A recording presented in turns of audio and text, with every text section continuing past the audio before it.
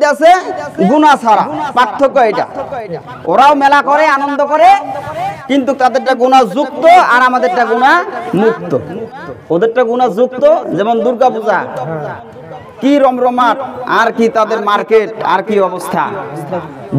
দুর্গা দেবী তো থাকে ওদের আসনে, আবার মোটরসাইকেলের পিছনে তো একটা করে দুর্গা নিয়ে বেড়ায় না। ওদের ভিতরে কিছু কিছু আছে সুন্দর, বা এমন না সাজাইছে মানে দুর্গা দেবী ফেল মারবে।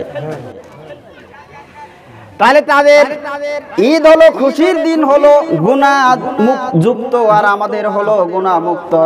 এই হলো তাদের ঈদ আর আমাদের ঈদের ভিতরে পার্থক্য। সুবহানাল্লাহ। সারা মাস রোজা রাখলাম, রোজা রাখার পরে আল্লাহ পাক রব্বুল আলামিনের শুকরিয়া আদায় করার জন্য আমরা 2 রাকাত নামাজ পড়ব।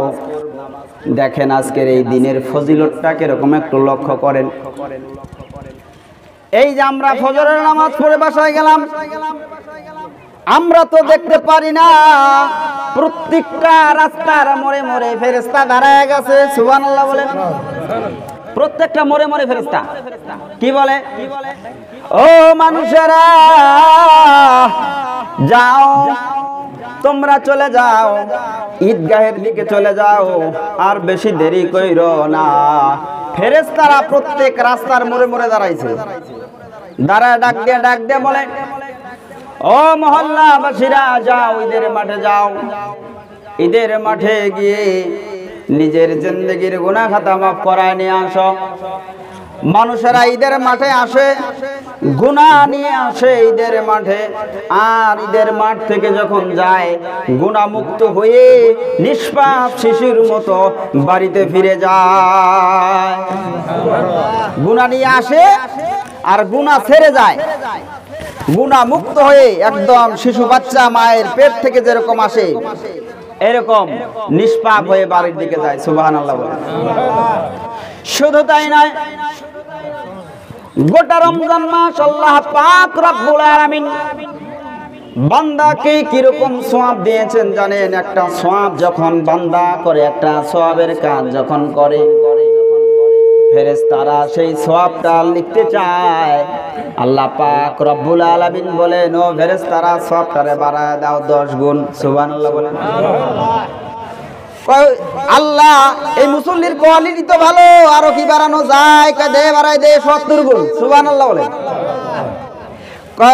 আরো যদি মুসল্লির কোয়ালিটি ভালো হয়, কয় ইয়া আল্লাহ, মুসল্লির কোয়ালিটি তো ভালো, আরো কি বাড়ায় যায়? কয় আরেকটা শূন্য বাড়াই দে 700 গুণ। সুবহানাল্লাহ। আরো যদি মুসল্লির কোয়ালিটি ভালো হয়, আল্লাহ মুসল্লির কোয়ালিটিটা আরো ভালো, সওয়াব কি আরো বাড়ানো যায়? কয় আরো একটা শূন্য বাড়াই দে। সুবহানাল্লাহ বলে। আল্লাহ সওয়াব বাড়াইতে বাড়াইতে বাড়াইতে বাড়াইতে আল্লাহর একটা হিসাব আছে, সেই হিসাবটা হলো বেগয়রে হিসাব, মানে বিনা হিসাব কতলা সওয়াব দিবেন দিয়া দাও। সুবহানাল্লাহ। গোটা রমজান মাস এইভাবে সওয়াব দিছে।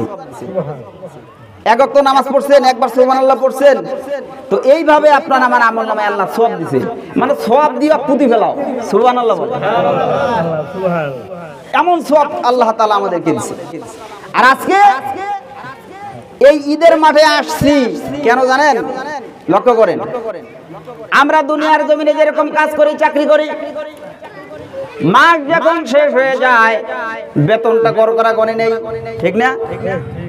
গার্মেন্টস করি আর যেখানেই চাকরি করি না কেন, মাস শেষ হলে আমরা কিন্তু বেতনটা বোঝাই নেই। আজকে হলো বেতন নেওয়ার দিন। আল্লাহ পাক রব্বুল আলামিন বলেন, আস-সাওমু লি ওয়া আনা আজজি বিহি। আমার আল্লাহ পাক রব্বুল আলামিন বলেন, রোজা হচ্ছে আমি আল্লাহ তাআলার জন্য, আর আমি আল্লাহ তাআলা নিজে ওই রোজাদারের সওয়াব, ওই রোজাদারের প্রতিদান আমি আল্লাহ নিজে দিয়ে দিই। যদি মনে করেন একটা কোম্পানির মালিক, ও যদি নিজে বেতন দেয়, আর যদি কর্মচারীর মাধ্যমে, ক্যাশিয়ারের মাধ্যমে, এমডির মাধ্যমে যদি বেতন দেয়, পার্থক্য আছে না নাই? ঈদের সময় বোনাস দিবার ধরি যদি নিজে দেয়, দেখবেন যে উনি আরো বাড়ায় দিবে। আল্লাহ যদি দেওয়া শুরু করে